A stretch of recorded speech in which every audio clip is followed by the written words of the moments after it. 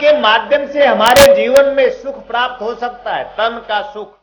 अगर तन हमारा किसी भी प्रकार से दुखी है, पीड़ित है, तो हम दीक्षा लेंगे तो हमारे तन का सुख हमें प्राप्त होगा। अगर हम मानसिक रूप से रोगी हैं, किसी भी प्रकार से अशांत हैं, हमारे मन में बहुत दुख है, तो अपने मन के इस दुख को दीक्षा के माध्यम से हम दूर कर सकते। अगर हम दीक्षा प्राप्त करें गुरु से, गुरु दीक्षा प्राप्त करें, तो निश्चित रूप से हमारे मन का दुख समाप्त होगा। अच्छा, आप बताइए, क्या आप कभी मन से दुखी नहीं हो जाते? हो जाते। दुख तो फिर भी चलो ठीक है, लेकिन मन के दुख से हम हमेशा परेशान रहते हैं। किसी न किसी कारण से हम दुखी रहते हैं, किसी न किसी कारण से हम परेशान रहते हैं। हम 4 लोग परिवार में हैं, फिर भी तनाव में हैं। क्यों? मुंबई में रहने वाले लोग भले चिंतित हो, उनको भले ज्यादा कोरोना लग गया हो, लेकिन देखिए हम गुरु शिष्य को कोरोना नहीं लगता। कोरोना एक काल है जो आता है, आया है। ऐसे समय विशेष में काल आता रहता है। कोरोना एक काल है जो आया है और चला जाएगा, लेकिन जो धर्म में है, जो प्रेम में है, जो भाव में है, जो भक्ति में है, जो भगवान में है, और जो अपने गुरु और शिष्य में जीवन मंत्र के माध्यम से जीते हैं, उनको कोरोना का कोई काल कभी परेशान नहीं कर सकता।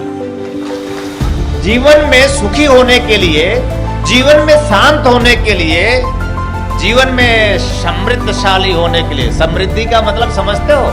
तन की समृद्धि, मन की समृद्धि और धन की समृद्धि के साथ साथ हमारे प्राण और आत्मा की भी समृद्धि।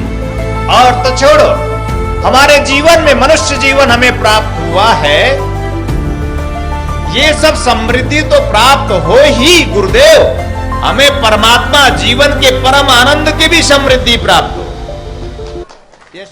दीक्षा के माध्यम से हमारे जीवन में सुख प्राप्त हो सकता है, तन का सुख। अगर तन हमारा किसी भी प्रकार से दुखी है, पीड़ित है, तो हम दीक्षा लेंगे तो हमारे तन का सुख हमें प्राप्त होगा। अगर हम मानसिक रूप से रोगी हैं, किसी भी प्रकार से अशांत हैं, हमारे मन में बहुत दुख है, तो अपने मन के इस दुख को दीक्षा के माध्यम से हम दूर कर सकते हैं। अगर हम दीक्षा प्राप्त करें गुरु से, गुरु दीक्षा प्राप्त करें, तो निश्चित रूप से हमारे मन का दुख समाप्त होगा। अच्छा, आप बताइए, क्या आप कभी मन से दुखी नहीं हो जाते?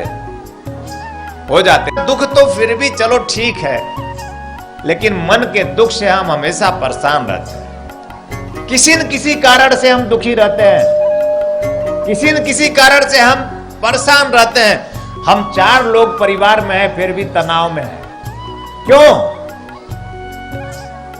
हम क्यों तनाव में हैं? हम क्यों चिंता में? हम क्यों प्रेम में नहीं?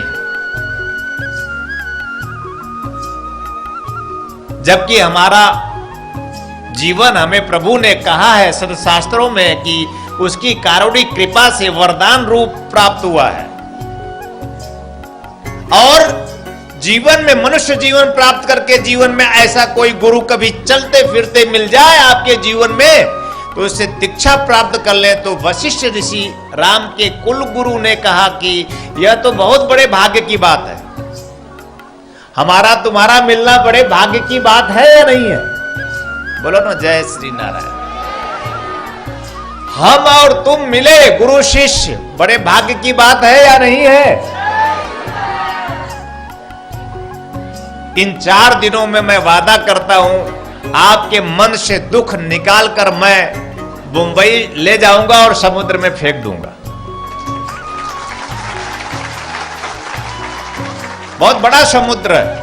आप कभी मुंबई आए तो हम आपके साथ घूमने चलेंगे, और देखिए कि कितना महासागर हिलोरे ले रहा है, कितना आनंदित है। मुंबई में रहने वाले लोग भले चिंतित हो, उनको भले ज्यादा कोरोना लग गया हो, लेकिन देखिए हम गुरु शिष्य को कोरोना नहीं लगता। कोरोना एक काल है जो आता है, आया है। ऐसे समय विशेष में काल आता रहता है। कोरोना एक काल है जो आया है और चला जाएगा, लेकिन जो धर्म में है, जो प्रेम में है, जो भाव में है, जो भक्ति में है, जो भगवान में है और जो अपने गुरु और शिष्य में जीवन मंत्र के माध्यम से जीते हैं, उनको कोरोना का कोई काल कभी परेशान नहीं कर सकता।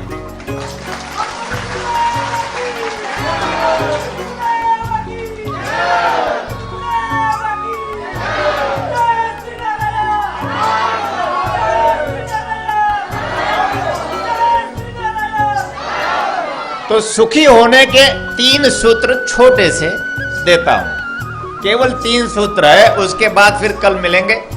अभी तो प्रारंभ किया है। जीवन में सुखी होने के लिए, जीवन में शांत होने के लिए, जीवन में समृद्धशाली होने के लिए, समृद्धि का मतलब समझते हो? तन की समृद्धि, मन की समृद्धि और धन की समृद्धि के साथ साथ हमारे प्राण और आत्मा की भी समृद्धि। और तो छोड़ो, हमारे जीवन में, मनुष्य जीवन हमें प्राप्त हुआ है, ये सब समृद्धि तो प्राप्त हो ही गुरुदेव, हमें परमात्मा जीवन के परम आनंद की भी समृद्धि प्राप्त हो, ये समृद्धि है। तो हम शारीरिक रूप से स्वस्थ हो, मानसिक रूप से स्वस्थ हो और आर्थिक रूप से भी स्वस्थ हो। क्यों? बिना धन के हमारे जीवन में सुख नहीं आ सकता। हमारे जीवन का 80% सुख धन से निर्भर करता है। और मैं चाहता हूं कि आप जितने लोग यहां बैठे हैं, मैं आपको ऐसी दीक्षा दूं कि आप सभी अगले साल जब मिले हम, तो आप सभी वो न रहे जो हैं, आप वो रहे जो हम हैं। आपके चेहरे पे एक चमक हो, हर एक चेहरा चमक जाए अगले साल। आपके जीवन में, आपके मन में, आपके घर में या किसी भी प्रकार से अगर किसी न किसी प्रकार से आप पीड़ा में हैं, तो अगले वर्ष ये पीड़ा न रह जाए। मैं आपको दीक्षा के माध्यम से ऐसी चेतना दूं, ऐसी शक्ति दूं, इन 4 दिनों में धर्म, अर्थ, काम और मोक्ष जीते जी आपको ऐसा आनंद दूं, तब मैं आपका और आप हमारे होंगे।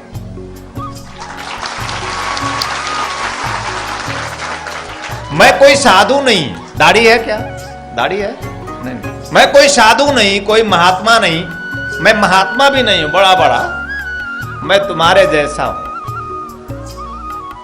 तुम्हारे जैसा। तुम्हारा ही कोई भाई होगा, तुम्हारा ही कोई बेटा होगा, तुम्हारा ही अपना कोई है जो बिछड़ गया था, आज मिले है, ऐसे समझ लो। आज मिल गए और मैं सच कहता हूं, सिर्फ तुम्हारा हूं। ना होता तो तुम्हारे लिए यहां ना आता। जिन्होंने मुझे बुलाया है, मुझे किसी भी प्रकार से कोई घूस नहीं दिया है। मैं लेता नहीं, मैं देता हूं, क्योंकि मैं गुरु हूं और जो देता है सिर्फ वही गुरु होता है। सदगुरु कबीर ने कहा है, गुरु समान दाता नहीं, याचक शिष्य समान, 3 लोक की संपदा या कर दीनी दान। सदगुरु कबीर ने कहा कि गुरु तो उसके समान कोई दाता इस पूरे संसार में नहीं होता।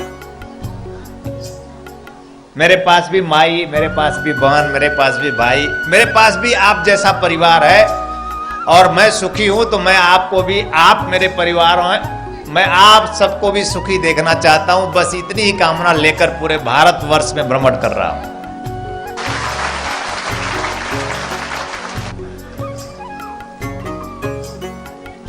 तो जीवन जीने के, सुखी होने के, शांत होने के और समृद्धशाली होने के 3 सूत्र हैं। पहला सूत्र है